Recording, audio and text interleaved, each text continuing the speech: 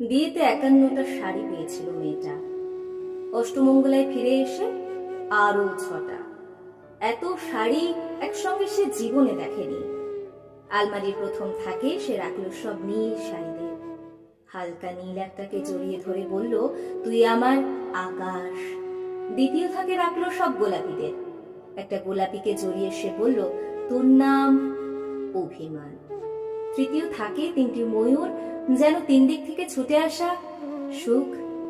তেজপাতা রং যে শাড়িটার, তার নাম দিল বিষাদ।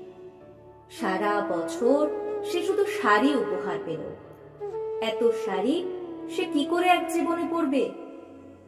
কিন্তু বছর যেতে না যেতেই ঘটে গেল সেই ঘটনাটা। সন্ধ্যের মুখে মেয়েটি বেরিয়েছিল স্বামীর সঙ্গে চাইনিজ খেতে। কাপড়ে মুখ বাঁধা 3টি ছেলে এসে দাঁড়ালো। স্বামীর তলপেটে ঢুকে গেল 12 ইঞ্চি। ওপর থেকে নিচে, নিচে নেমে ডান দিকে যাকে বলে এল।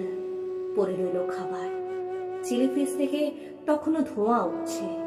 এর নাম রাজনীতি, বলেছিল পাড়ার লোকেরা। বিয়েতে 51টা শাড়ি পেয়েছিল মেয়েটা। অষ্টমঙ্গলায় ফিরে এসে আরো 6টা।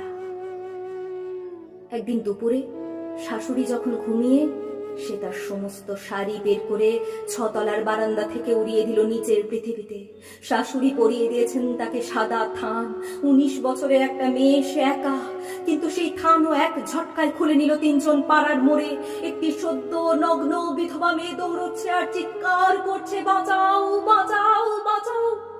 পিছনে 3 জনের সে কি উল্লাস! নির্বাক পাড়ার লোকেরা। বিয়েতে 51টা শাড়ি পেয়েছিল মেয়েটা। অষ্টমঙ্গলায় ফিরে এসে আরো 6টা।